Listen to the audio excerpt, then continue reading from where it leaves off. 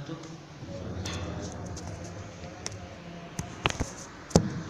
Alhamdulillahi rabbil alamin, wassalatu wassalamu ala asyrafil anbiya'i wal mursalin wa ala alihi wa sahbihi ajma'in. Tsumma amma ba'd. Alhamdulillah ing dalem wekdal niki Allah Subhanahu wa taala tasih maringi kita sedaya pinten-pinten nikmat, salah setunggalipun inggih menika nikmat ingkang arupi kesehatan, sehingga ing dalem wekdal niki kita tasih saged rawuh insyaallah. Kajian kita inggih menika kajian ketarjian. Niki penting soalnya sebenarnya di dalam Muhammadiyah kita memiliki sebuah pemikiran yang luar biasa, yaitu pemikiran ketarjian. Itu yang menjadi pemikiran orisinil atau pandangan-pandangan keagamaan bagi warga Muhammadiyah. Dan salawat serta salam semoga tetap dilimpahkan kepada uswah kita, yaitu Nabiullah Muhammad sallallahu alaihi wasallam. Bapak Ibu sekalian yang dimuliakan Allah, sebelum saya ngaji ketarjian, ini penting juga saya mungkin semacam mukadimah dulu, yaitu di dalam Muhammadiyah kita mengenal sebuah majelis yang disebut majelis tarjih, yang mana ketika kita bicara tentang majelis tarjih, maka ini majelis yang penting di dalam gerakan Muhammadiyah, karena majelis tarjih inilah yang menggodok pemikiran-pemikiran keagamaan yang nanti dipraktekkan oleh warga Muhammadiyah. Dan di dalam majelis tarjih itu ada 3 produk. Ini penting untuk kita ketahui. Yang pertama disebut dengan keputusan. Keputusan itu adalah sebuah pandangan yang disidangkan oleh ulama-ulama Muhammadiyah melalui musyawarah atau muktamar tarjih, sekarang menjadi munas tarjih, musyawarah nasional tarjih, yang nanti putusan-putusan yang diambil itu dihimpun di dalam sebuah buku yang disebut dengan istilah HPT, yaitu Himpunan Putusan Majelis Tarjih Muhammadiyah. Ketika kita bicara putusan, ini buku yang pertama, ini HPT jilid pertama. Kemudian ada sekarang sudah terbit HPT jilid 3. Nah, jilid 2-nya mana? Jilid 2-nya belum. Tapi intinya saya yakin jamaah di sini juga banyak yang nggak punya gitu. Karena saya sudah pengalaman, saya sudah sering kemana-mana, bahkan saya tanya, kitab pertama dalam HPT ini apa? Ada yang bisa jawab enggak di sini? Enten sing saged jawab, kitab teng HPT nomor setunggal kitab nomor. Napa? Nah, itu berarti hebat itu. Biasanya saya hampir di beberapa tempat saya tanya, kitab yang pertama di HPT jilid 1 apa? Biasanya mayoritas menjawab tidak tahu. Ini menunjukkan bahwasannya kajian ketarjian itu jarang dilakukan di dalam warga Muhammadiyah. Untungnya kok yang saya tanya itu bukan Al-Quran itu surat yang pertama apa, kemudian jenengan boten saged jawab gitu. Untungnya kok yang ditanya kok HPT, soalnya kalau HPT kan tidak harus jenengan ketahui.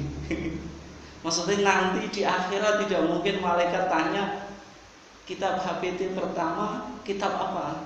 Enggak, asik. Jadi ketika kita bicara HPT, kitab yang pertama adalah Kitabul Iman, itu diputuskan 1929. 1929 ternyata kita yang mohon maafin ngaku Muhammadiyah sejak dulu, tapi mungkin tidak pernah tahu, mungkin sebagian juga baru mendengar sekarang. Padahal kitab ini sudah 1929, hampir 1 abad gitu loh. 1 abad kita punya produk pemikiran tetapi belum dikaji dan dipahami oleh warga Muhammadiyah sendiri. Jadi ketika kita bicara tentang putusan, maka putusan itu sebenarnya secara teori adalah mengikat bagi warga Muhammadiyah. Ya, makanya institusi-institusi Muhammadiyah dalam bidang keagamaan ya seharusnya itu menggunakan pandangan-pandangan ketarjihan. Karena ketika kita bicara putusan dalam buku ini, maka dalam kaidahnya itu mengikat warga Muhammadiyah secara organisatoris. Berarti selama kita di institusi Muhammadiyah, maka ya paling tidak mengamalkan HPT. Meskipun pada realitanya banyak warga Muhammadiyah yang tidak tahu putusan-putusan Muhammadiyah itu apa saja, itu banyak yang tidak diketahui. Itu yang pertama. Yang kedua disebut fatwa. Jadi istilah fatwa jenengan pun ngertos, biasanya fatwa niku pandangan keagamaan yang tidak mengikat tetapi wajib diikuti. Dan alhamdulillah Majelis Tarjih sekarang sudah terbit 8 buku yang isinya itu berkaitan dengan fatwa-fatwa keagamaan yang dihimpun di dalam sebuah buku yang namanya, kalau ini tadi HVT, kalau fatwa itu dihimpun dalam buku yang namanya apa? TJA. TJA itu apa? Tanya jawab agama gitu. Ya paling enggak kalau jenengan mau mengkaji tentang pemikiran Muhammadiyah, minimal buku yang jenengan miliki ya paling enggak 2 ini, kemudian 8 jilid yang berisi tentang fatwa. Kalau belum punya ya mohon maaf, jangan bicara dulu. Kenapa kok saya mengatakan semacam itu? Enggak ada sumbernya kok. Kita kan yang paling tidak bersikap ilmiah. Karena mengatakan sesuatu itu kan harus punya referensinya. Bagaimana berpendapat sedang dia nggak punya buku. Makanya nanti mohon maaf ini Bapak Ibu tanya aja. Nanti kalau ada yang ini HPT, tanya sumbernya di buku apa gitu. Atau ini fatwa Tarjih Muhammadiyah, ya ditanya jawab agama jilid berapa, halaman berapa. Ini penting untuk bagaimana kita mentradisikan keilmuan di dalam tubuh Muhammadiyah. Kemudian yang ketiga disebut wacana. Kalau wacana itu ya berarti semacam ide-ide provokatif bagaimana meningkatkan semangat ijtihad di dalam tubuh Muhammadiyah. Kalau putusan itu diputuskan secara kolektif oleh seluruh ulama Muhammadiyah, kalau fatwa itu diputuskan oleh divisi fatwa tarjih, kalau wacana itu ditulis oleh perorangan, sehingga wacana itu yang menulis adalah perorangan. Padahal di dalam Muhammadiyah kita mengenal sebuah istilah yang disebut dengan ijtihad jama'i, ijtihad secara kolektif. Sehingga kalau kita bicara wacana, berarti wacana itu tidak mempunyai konsekuensi apapun, hanya sekedar wacana, kajian-kajian untuk meningkatkan semangat ijtihad di dalam warga Muhammadiyah yang biasanya dihimpun di dalam sebuah jurnal yang disebut dengan jurnal ketarjihan. Nah itu mungkin pengantar saya dulu. Insya Allah nanti bisa dikembangkan dalam tanya jawab, soalnya saya mungkin materinya satu topik, tapi jenengan bisa tanya, nanti saya berharap banyak yang komentar gitu, meskipun tidak berkaitan dengan topik. Bapak Ibu sekalian yang dimuliakan Allah, insya Allah pada kesempatan ini dari sekian kitab yang ada di dalam HPT ini saya akan mengambil sampel saja gitu. Nanti terserah jenengan mau dikembangkan ke kajian berikutnya atau cukup ini saja, tidak masalah gitu. Yang penting kan saya sudah terbebas, karena paling tidak saya sudah menyampaikan satu poin, karena Rasulullah mengatakan apa? Balighu anni walau ayatan. Berarti saya apa? Balighu kitaban min PT walau kitaban wahidan, sampaikanlah kepada warga Muhammadiyah satu kitab saja di HPT, paling tidak sudah menggugurkan kewajiban saya sebagai warga Muhammadiyah. Nanti kalau jenengan mau kembangkan ya terserah, kalau tidak paling tidak sudah saya sampaikan. Bapak Ibu sekalian yang dimuliakan Allah, insya Allah saya akan mencoba melihat atau mengkaji tentang Kitabus Shalah. Ini Kitabus Shalah ini penting karena Kitabus Shalah Majelis Tarjih itu berdiri tahun 1927-1928, itu dibentuk struktural dengan ketua Majelis Tarjih yang pertama yaitu Kiai Haji Mas Mansur. Kemudian 1929 itu mengeluarkan dua produk Majelis Tarjih, yang pertama yaitu yang pertama Kitabus Shalah, yang kedua tentang Kitabul Iman. Nanti dalam Kitabus Shalah ini penting karena di sini kita lihat corak pemikiran Muhammadiyah yang awalnya memang Muhammadiyah lahir di sebuah komunitas, di sebuah negara yang bermadzhab Syafi'i, tetapi nanti kita lihat di Kitabus Shalah ini nyata bahwasanya Muhammadiyah sudah tidak mengikatkan diri di dalam pandangan beragama secara madhabi, sehingga fikih yang dikembangkan di dalam Muhammadiyah itu disebut dengan fikih manhaji, tidak fikih madhabi. Bedanya apa fikih manhaji dengan fikih madhabi? Kalau fikih madhabi jelas, yaitu di dalam beragama mengikuti atau berafiliasi kepada madhab tertentu, bisa madhab Syafi'i, madhab yang keempat itu yaitu Hanafi, Syafi'i, Maliki, dan Hambali. Misalnya mayoritas Muslim di Asia Tenggara termasuk Indonesia ini mengikuti madhab Syafi'i.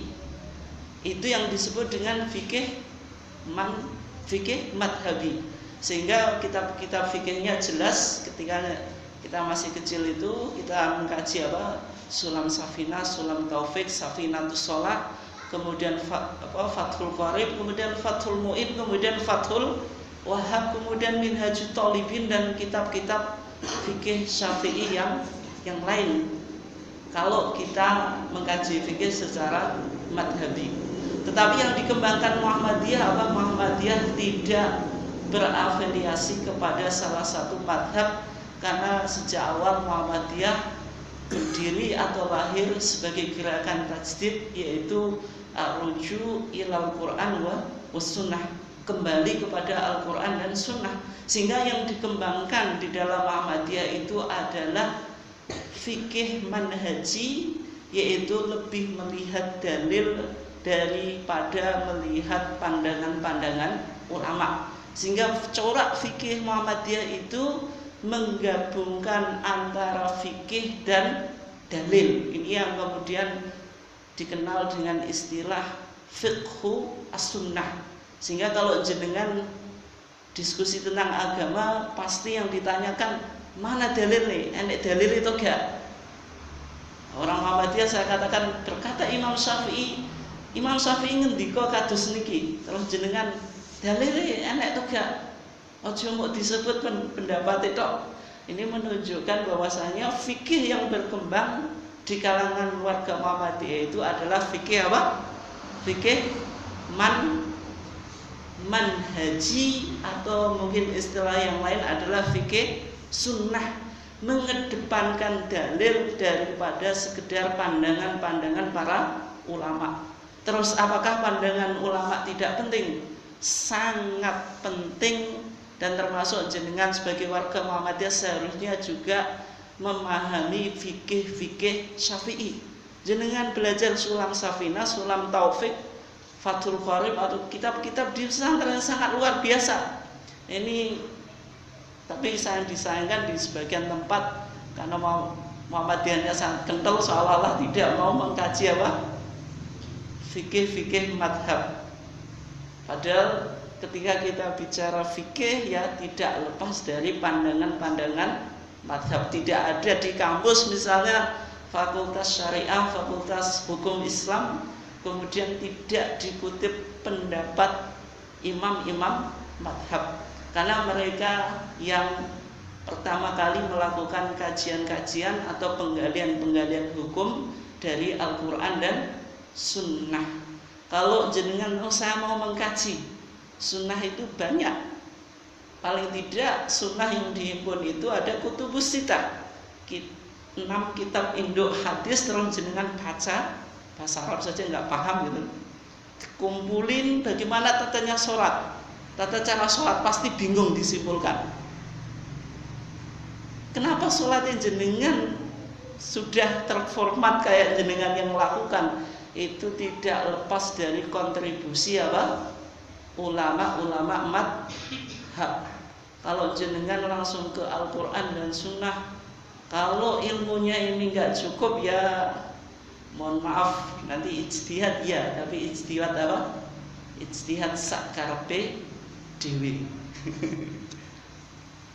Ini. Kemudian ini tentang kitabus shalah. Kemudian yang kedua kitabul iman. Kitabul iman itu membahas rukun iman yang 6 itu jumlahnya, dari al-iman billahi wa malaikatihi wa kutubihi wa rasulihi wal yaumil akhiri wal qadari khairihi wa syarih. 6 rukun iman itu yang mana itu disebut sebagai usul al-aqaid as-sahihah, pokok-pokok akidah yang benar di dalam pandangan Muhammadiyah. Dan di dalam kitabul iman itu Muhammadiyah mengidentifikasi dirinya sebagai ahlu sunnati wal haq.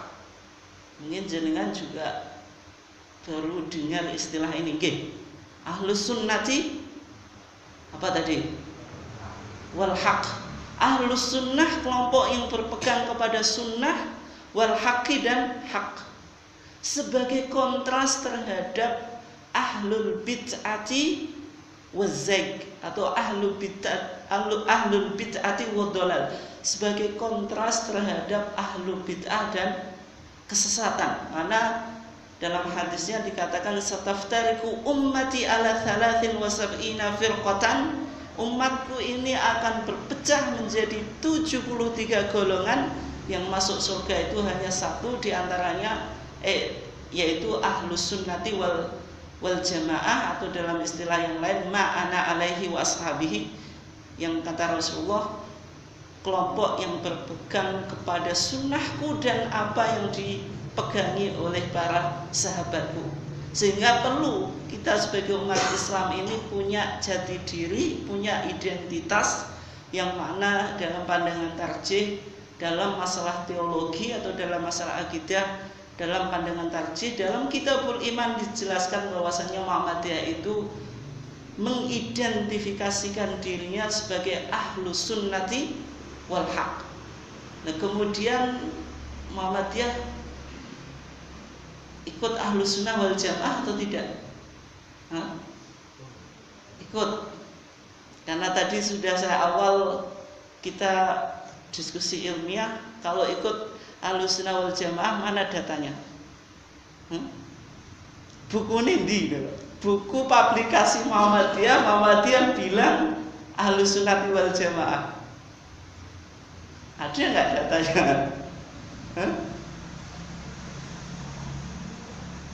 Kira-kira ada nggak? Maka kalau kita kaji nggak ada. Tetapi kitabul iman yang sekarang ada di Habib jilid 1 ini pernah ada istilah ahlus sunnati wal jamaah, meskipun pada akhirnya direvisi atau istilah itu direvisi atau dihilangkan, tetapi dalam khotimahnya itu saya punya kitabul iman yang saya dapatkan dari PCM mana? PCM Ngawi sana.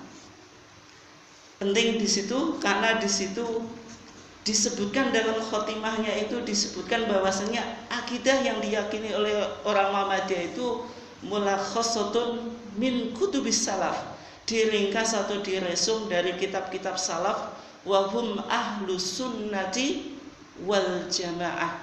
Mereka adalah ahlus sunnah wal jamaah.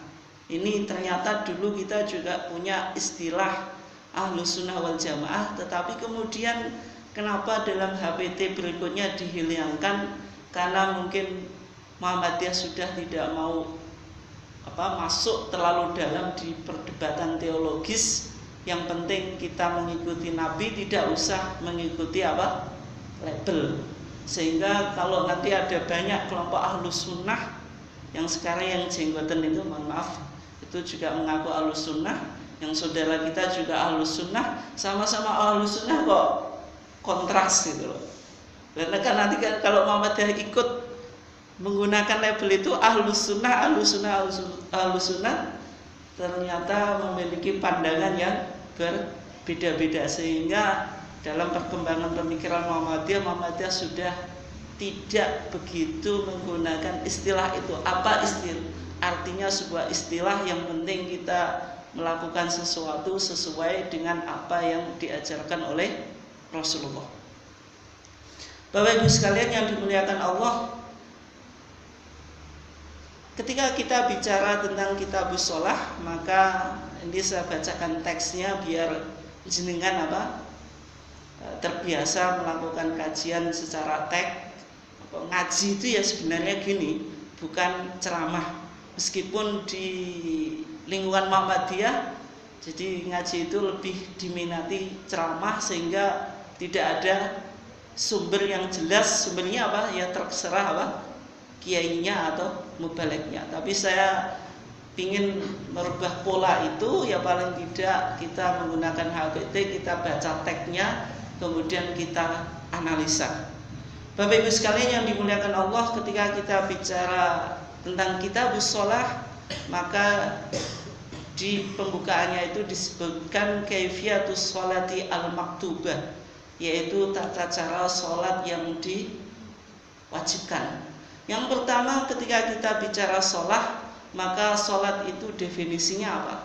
Sholat itu secara bahasa artinya apa? Doa. Kemudian secara istilah apa? Yaitu aqwalun wa af'alun mabdu'atun bitaslim wa muhtatamatun, mabdu'atun bisalam wa muhtatamatun bitaslim. Yang disebut sholat itu adalah aqwal, perkataan-perkataan, wa af'al, perbuatan-perbuatan, karena dalam sholat itu menggabungkan antara dua hal itu. Kalau tidak perkataan ya perbuatan. Jenengan baca takbir itu berarti apa? Baca. Perkataan. Kalau ngangkat tangannya ini apa? Perbuatan. Terus jenengan baca doa iftitah apa? Perkataan. Kecuali satu yang tidak masuk perbuatan dan perkataan, yaitu apa? Dalam sholat, yaitu apa? Niat. Karena niat itu kan di dalam hati yang tidak ada kaitannya dengan apa? Perbuatan atau perkataan. Nah, bagaimana kalau jenengan niat tapi dilafadzkan? Itu nanti. Berarti dua dong, karena niatnya apa? Dilafadzkan. Tetapi niat dilafadzkan itu kan tidak menjadi syarat. Bahkan sampai yang mengatakan talafut bin niat itu sunnah, seandainya sholat tanpa dilafadzkan pun juga tetap sah. Karena intinya semua ulama semuanya sepakat bahwasanya an-niyatu mahalluha fil qalbi. Niat itu tempatnya di dalam hati. Jadi yang dimaksud sholat itu perkataan-perkataan atau perbuatan-perbuatan yang dimulai dengan takbir. Karena ketika jenengan mengatakan Allahu Akbar, maka segala aktivitas selain sholat harus ditinggalkan. Nggak boleh jenengan Allahu Akbar minum dulu, atau Allahu Akbar nakoi koncone ning pinggire. Itu berarti sholatnya apa? Tidak sesuai. Karena ketika sudah dimulai bertakbir, maka tidak boleh ada aktivitas selain sholat. Kemudian ditutup dengan salam. Ketika jenengan sudah salam, maka aktivitas-aktivitas yang dibolehkan sebelum sholat itu menjadi halal lagi. Itu definisi sholat. Dan kemudian dalam hadits ini dikatakan idza qumta ila sholati faqul Allahu akbar. Idza nalikane qumta jumeneng sapa sira ila sholati maring sholat, faqul mongko ucapo sira Allahu akbar. Allahu utawi Allah iku akbaru, zat kang maha gede atau maha ageng.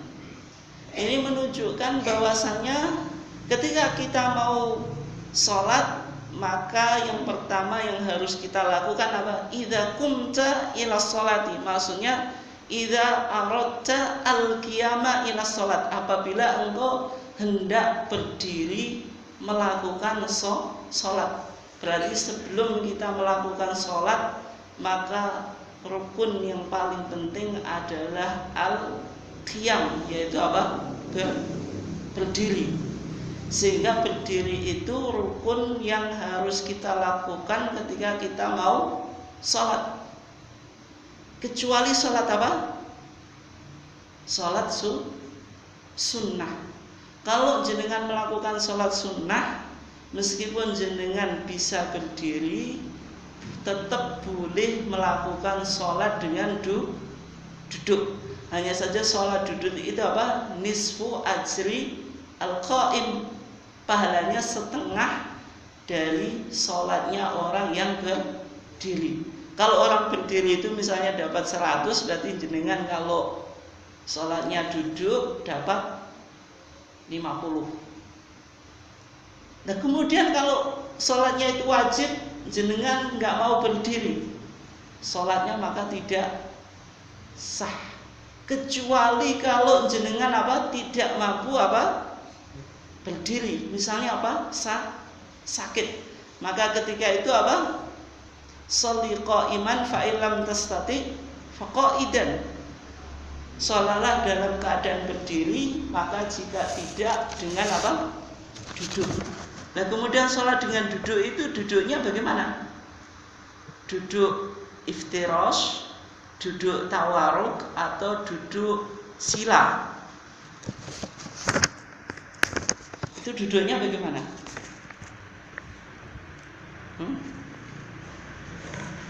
Kalau dalam pandangan tarjih, maka sebenarnya tidak ada ketentuan atau penjelasan di dalam hadis tentang cara duduk ketika kita tidak mampu berdiri. Maksudnya model duduknya itu bagaimana? Meskipun ada keterangan di dalam hadis ketika itu Rasulullah duduknya mutawarikan. Mutawarikan itu duduk dalam keadaan bersila.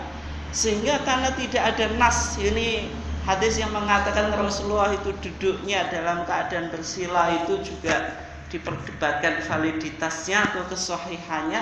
Sehingga dalam pandangan tarjih, duduknya itu dikembalikan apa? Sesuai dengan jenengan enaknya bagaimana kan gitu.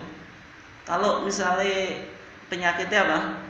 Asam urat misalnya, duduknya bagaimana? Pokoknya yang paling penak, bisa duduk tawaruk, bisa duduk iftirash, atau bisa duduk apa? Sila gitu. Meskipun misalnya dalam mazhab Syafi'i, maka duduk itu yang diutamakan pertama duduk iftirash. Iftirash itu duduk ketika jenengan apa? Tahiyat awal itu. Kalau duduk tawaruk itu sama ketika jenengan apa? Tahiyat akhir. Itu dalam mazhab Syafi'i duduk yang paling afdal adalah duduk sebagaimana kita duduk di dalam sholat. Tetapi ketika kita kaji ya tidak ada nas yang eksplisit atau tertentu dari Rasulullah. Maka dalam pandangan tarjih duduk itu ya dikembalikan sesuai dengan kenyamanan orang yang sholat tersebut. Nah kalau tidak bisa sholat dengan duduk, ya apa? Sholat dalam keadaan berbaring dengan lambung yang kanan ini, yaitu berbaring dengan lambung yang kanan. Ketika lambung berbaring dengan lambung kanan ini tidak bisa apa? Dengan lambung yang kiri. Kalau tidak bisa apa? Yaitu terlentang, kemudian kepalanya dikasih apa? Dikasih bantal. Kenapa kok dikasih bantal? Supaya bisa menghadap ke kiblat. Itu tata cara tentang sholat ketika tidak mampu untuk berdiri. Maka dalam teksnya itu idza qumta ila sholati, apabila engkau hendak mau melaksanakan sholat. Jadi bisa kita ambil kesimpulan bahwasanya al-qiyam, berdiri, fil fardi, di dalam sholat fardu itu adalah wajib atau salah satu rukunnya. Tetapi ketika kita melakukan sholat sunnah, maka kita tidak harus melakukannya dengan berdiri.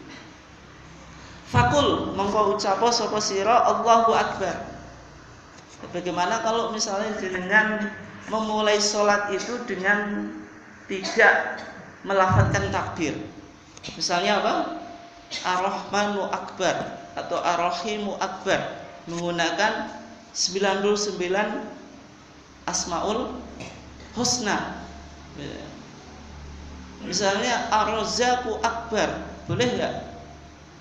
Mengganti kata Allah itu dengan nama-nama yang lainnya, boleh enggak?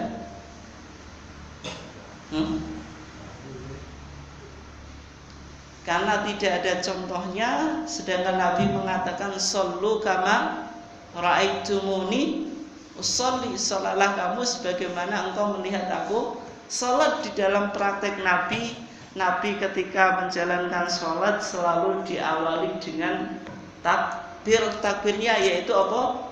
Allahu Akbar. Tetapi dalam mazhab Syafi'i, seandainya akbaru itu dikasih Allahul Akbaru, maka itu tetap sah, tidak membatalkan sholat. Tapi jenengan kalau mempraktekkan ya nanti dibilang aneh. Jadi takbirnya tidak Allahu Akbar tapi Allahul Akbaru, karena akbar itu enggak ada alif lamnya, ditambah alif lam.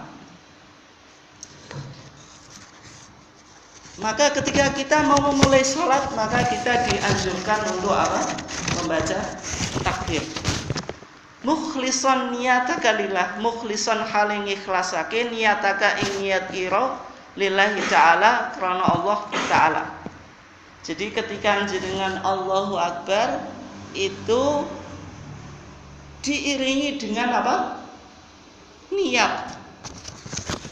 Dalam HPT dijelaskan bahwasanya niat itu harus ikhlas, karena innamal a'malu binniyat, segala amal itu ditentukan dengan niatnya. Cumanya tidak dijelaskan niat itu di dalam lisan atau di hati. Yang jelas ketika kita mau melakukan ibadah sholat harus disertai dengan niat. Tetapi misalnya dalam HPT jilid 3 ini dijelaskan bahwasanya niat itu semua ulama sepakat bahwasanya an-niyatu fil qalbi. Niat itu di dalam hati, tidak di dalam lisan.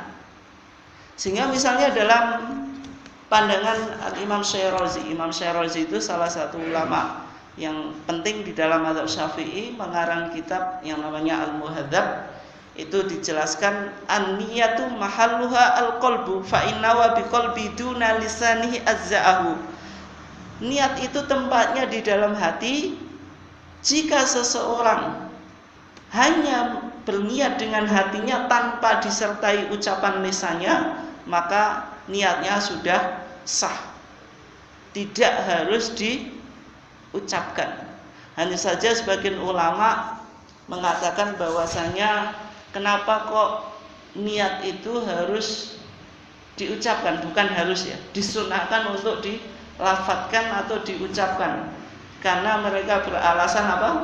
Supaya lisan ini membantu hati. Kemudian yang kedua, mereka berargumentasi ada pandangan yang mewajibkan mengucapkan niat dengan lisan, tetapi pandangannya tidak ada. Tidak ada ulama yang mewajibkan ini, maksudnya pandangan mereka sebenarnya tidak begitu argumentatif. Karena kalau kita kaji ternyata tidak ditemukan hadis-hadis dari Nabi yang mana Nabi melafadzkan niat ketika mau melaksanakan apa? Sholat. Sehingga dalam pandangan tarjih maka talafut bin niat, melafadzkan niat itu tidak ditulis atau dirumuskan, sehingga kembali kepada intinya bahwasanya niat itu tempatnya di dalam hati. Ini. Kemudian kalau kita lihat di tag HPT di sini, karena tagnya mengatakan fakul Allahu Akbar mukhlishon niyataka lillah. Ketika kita mau hendak melaksanakan sholat, maka kita disuruh mengucapkan Allahu Akbar dengan mengikhlaskan niat. Seolah-olah apa? Niat dengan takbir itu harus berbarengan. Misalnya jenengan takbir kemudian niat di dalam hati secara berbarengan, itu bisa atau tidak? Bisa atau tidak? Maka tidak bisa. Misalnya dalam pandangan ulama Syafi'i pun yang mengatakan niat dengan takbir itu harus muqaranah. Muqaranah itu harus berbarengan. Maka ulama Syafi'i misalnya Al-Imam Ghazali sama Al-Imam Nawawi mengkritik pandangannya Imam Syafi'i. Dikatakan kalau disyaratkan muqaranah harus bersamaan, maka ini mustahil, tidak mungkin. Maka dikembalikan muqaranah itu secara urfiyah, maksudnya pokoknya yang sekiranya dianggap muqaranah tidak harus takbir dengan hati itu apa? Bersamaan. Pokoknya yang sekiranya bersamaan ini sudah dianggap apa? Muqaranah. Mungkin jenengan tahu banyak orang takbir itu berulang kali 1, 2, 3 nggak jadi. Kenapa? Karena mereka berpandangan apa? Antara niat dengan takbir itu harus apa? Muqaranah, harus apa? Berbarengan. Ketika hati ini sama gerakan ini nggak matching itu apa? Nggak sama, maka nggak sah. Hanya apa? Takbir berulang-ulang. Untungnya apa? Untungnya gak jadi imam. Nah, jadi imam gak katok jemaah. Allahu Akbar, kusik. Mantep, baleni neh. Di stop neh. Kusik. Ngono kesel kan. Maka muqaranah itu kalau kita lihat ya sebenarnya sangat susah untuk dilakukan, sehingga ulama-ulama Syafi'i yang lain misalnya Imam Nawawi dan Ghazali juga mengatakan yang penting secara umum ini sudah dianggap bersamaan ya sudah, meskipun secara fakta atau realita tidak gitu. Ini pandangan Muhammadiyah dalam HPT 1 atau pandangan tarjih dalam HPT 1 itu sebenarnya sama dengan pandangan mazhab Syafi'i, yang mana antara niat dengan takbir itu harus bersamaan. Nah, saja kalau kita lihat di HPT jilid 3 ini Muhammadiyah melakukan kajian ulang bahwasanya niat itu boleh didahulukan daripada takbir, sebagaimana pandangan mayoritas ulama atau jumhur ulama, misalnya Al-Imam Abu Hanifah, Al-Imam Malik, Al-Imam Ahmad ibn Hanbal, semuanya mengatakan niat itu boleh sebelum takbir, tetapi selama waktunya tidak lama. Jadi kalau jenengan punya kerentek niat, kerentek melakukan sholat, meskipun sebelum takbir itu ya sudah dianggap niat. Tetapi kalau jenengan HPT yang ini, niat itu ketika takbir. Tapi pelaksanaannya ini sangat apa? Sangat susah. Sehingga dalam HPT jilid 3 ini Muhammadiyah merubah pandangannya. Lah kok pandangan dirubah? Berarti Muhammadiyah dulu pernah salah. Yang namanya ngaji itu pandangannya ya berubah-ubah. Kalau jenengan nggak pernah ngaji sejak dulu, ya itu saja. Wong ilmunya nggak bertambah. Imam Syafi'i saja, yang sekelas Imam Syafi'i saja punya dua pandangan. Ketika Imam Syafi'i belum ke Mesir, maka pendapatnya disebut qaul qadim, yaitu pendapat Imam Syafi'i yang lama. Ketika Imam Syafi'i berada di Irak, ketika Imam Syafi'i sudah sampai ke Mesir, itu pendapatnya disebut qaul jadid. Dan qaul qadim jadid ini kontradiktif atau bertentangan. Apakah dulu Imam Syafi'i salah? Ya tidak. Itu proses orang mencari ilmu itu semacam itu. Kalau jenengan, ini yang saya yakini sekarang, sampai mati saya juga ini. Itu kalau iman betul. Nanti kalau jenengan bilang masalah fikih itu salah. Nah bedanya apa? Kalau masalah iman itu tidak mungkin bisa berubah. Yang namanya ketauhidan kepada Allah itu sampai jenengan dari lahir sampai meninggal ya sama. Tapi kalau pandangan fikih, karena di situ pandangan fikih itu tidak absolut, tidak qat'iyah, hanya sifatnya nisbiyah, relatif, maka suatu saat bisa berkembang. Sehingga kalau orang memiliki pandangan berubah dalam bidang fikih itu tidak mengapa. Jangankan jenengan yang ilmunya biasa-biasa. Para imam dulu yang paham Al-Quran, paham sunnah, itu dalam satu masalah bisa memiliki beberapa pendapat. Imam Ahmad satu masalah memiliki 11 pendapat. Bagaimana jenengan ilmunya pas-pasan ini terus mengaku ini pandangan saya sampai sekarang, nanti saya akan mati tetap ini. Ya berarti semacam itu apa? Orangnya tidak pernah mengkaji, tidak pernah ngaji. Rafi'an yadaika hadwa mankibaik muhadian bi ibhamaika udhunaik. Rafi'an hale ngangkat yadaika tangan loro ira hadwa mankibaika sejajar dengan dua bahu engkau, muhadian bi ibhamaika yang ibu jarinya atau jempolan ini disejajarkan dengan udhunaik, maksudnya bagian telinga yang bawah ini loh, daun telinga.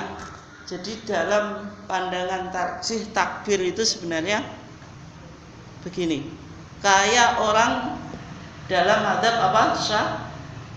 Syafi'i. Tidak segini. Ntar sebentar ini.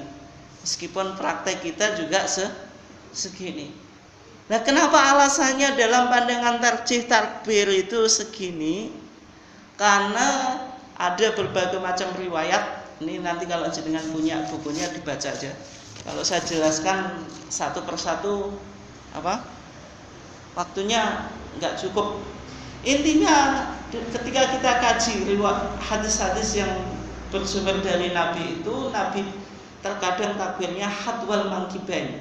Hadwal mankibain itu sejajar dengan pundak.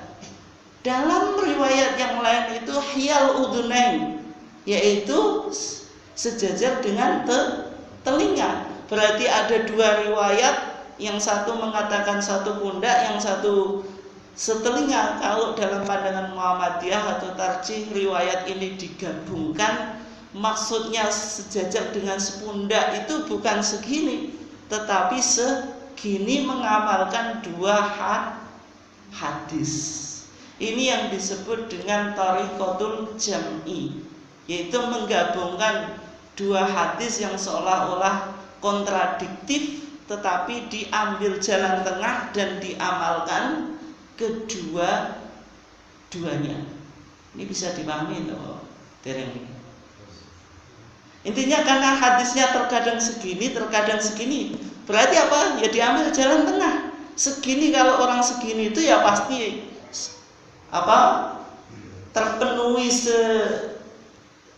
sejajar dengan pundak dan sejajar dengan telinga. Berarti kedua-duanya terpenuhi.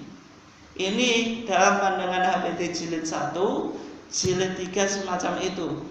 Meskipun ya beberapa di kalangan warga Muhammadiyah kayaknya ijtihad ini belum dilakukan, dan termasuk saya dalam hal ini belum bisa mengikuti tarjih. Lah kok belum bisa? Karena sebenarnya dua hadis ini tidak harus cara mengkompromikan, tidak semacam itu. Berarti bisa dipahami Rasulullah terkadang segini dan terkadang segini, sehingga dua-duanya juga diamalkan. Misalnya dalam pandangan Syekh Nasiruddin Albani, Rasulullah itu takbirnya hadwal mangkibain, ini yang pertama. Yang kedua segini, berarti dua-duanya dilakukan oleh Rasulullah, tidak menggunakan pendekatan digabungkan, disimpulkan hanya satu cara. Ini bisa dipahami kenapa betul ini?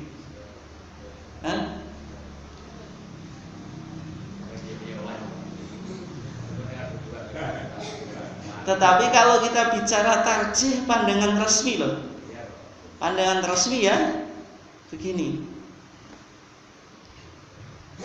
Nah itu, ini tidak dirapatkan, dilebarkan dikit, tapi nggak gini, gini.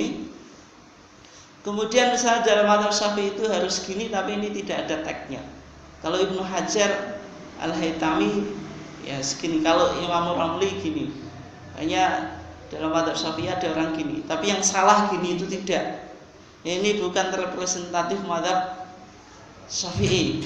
Takbir kan ada gini, harus disentuhkan sehingga apa ini tidak dihadapkan ke kiblat. Dalam konteks ini berarti Muhammadiyah sama mazhab Syafi'i sama. Nah, meskipun nanti kok Muhammadiyah belum menggunakan yang segini, saya berharap nanti misalnya munas tarjih ke depan itu juga dibahas sehingga dua tata cara ini bisa diakui. Tapi sampai sekarang HPT misalnya putusan di Jogja 2015 itu masih tetap sama dengan HPT jilid 1, berarti segini. Meskipun secara praktek banyak warga Muhammadiyah juga yang saya ketahui jarang yang mempraktekkan. Kalau di sini loh, ini bisa dipahami. Ada pertanyaan atau enggak sebelum kita lanjutkan? Enggak ada. Thumma dha' yadakal yumna ala dhuhri kaffikal yusra ala sadrik. Thumma kemudian letakkan yadakal yumna, tangan engkau yang kanan, ala dhuhri kaffika, atas punggung punggung telapak tangan yang kiri, ala sadrika, di atas dada engkau. Berarti setelah kita takbir tadi, kemudian kita letakkan tangan yang kanan di atas punggung tangan yang kiri, ala sadrika, di atas dada engkau. Berarti kalau meletakkan ya begini, ini namanya meletakkan. Tapi kalau al-qabdu itu begini, berarti dipegang. Tapi redaksinya itu yang ini saya melihat, mohon maaf, ini saya ngaji tarjih juga terkadang saya kritik. Ini redaksinya dha' itu ya berarti ya diletakkan, tidak harus digenggam. Tapi di sini dikatakan digenggam. Seharusnya kan dua-dua tata cara diakui. Berarti bisa diletakkan, bisa digenggam. Redaksinya di sini meletakkan, kok ditafsiri digenggam, karena dalam bahasa Arab pun beda. Kalau wad'a wad'un itu ya cukup diletakkan. Kalau qabdun itu ya digenggam. Genggam itu berarti ya dipegang ini. Tapi di sini redaksinya meletakkan dalam bahasa Arab wadu'a, tapi ditafsiri menggenggam dalam terjemahan bahasa Indonesia. Misalnya kalau kita lihat pandangan Syekh Nasruddin Albani itu dua-dua tata caranya boleh, bisa cukup diletakkan atau digenggam. Itu bisa begini atau begini. Yang tidak boleh menggunakan tata cara dikompromikan apa? Berarti menggunakan meletakkan dan menggenggam apa? Yang ibu jari sama yang jari apa nih? Kelingking itu digenggam, yang tiga diletakkan. Ini sebagaimana dipraktekkan dalam mazhab Hanafi, maka kata Syekh Nasruddin Albani ini tidak ada contoh dari Nabi, karena redaksi hadis itu cuma meletakkan dan menggenggam. Pokoknya diletakkan, kalau menggenggam ya begini gitu. Ala sodrika, di atas dada engkau. Jadi ala sodrika itu kan segini. Tapi dalam pandangan mazhab Syafi'i, ala sodrika itu mendekati dada, tidak harus persis pada dada. Kalau persis pada dada, mohon maaf, dada ini kan yang ada apa itu? Ada ini kan, itu kan segini. Kalau jenengan sholat segini itu pasti nggak nyaman. Maka dalam penafsiran mazhab Syafi'i itu ala sodrika, hadisnya nanti bisa dibaca di sini, ada hadis dari Wa'il ibn Hujr yang mana ala sodrika itu maksudnya mendekati dada, maksudnya di atas pusar, tidak harus persis di atas dada. Meskipun sebagian ulama menafsirkan di atas dada itu ya gini. Kalau ini sholatnya nggak begitu nyaman mas. Tsumma qra' doa al-iftitah, kemudian bacalah doa iftitah, wa huwa Allahumma ba'id baini wa baina khotoyaya, dan seterusnya. Kemudian au wajjahtu wajhiya lilladzi fataras samawati wal ard. Duh mati.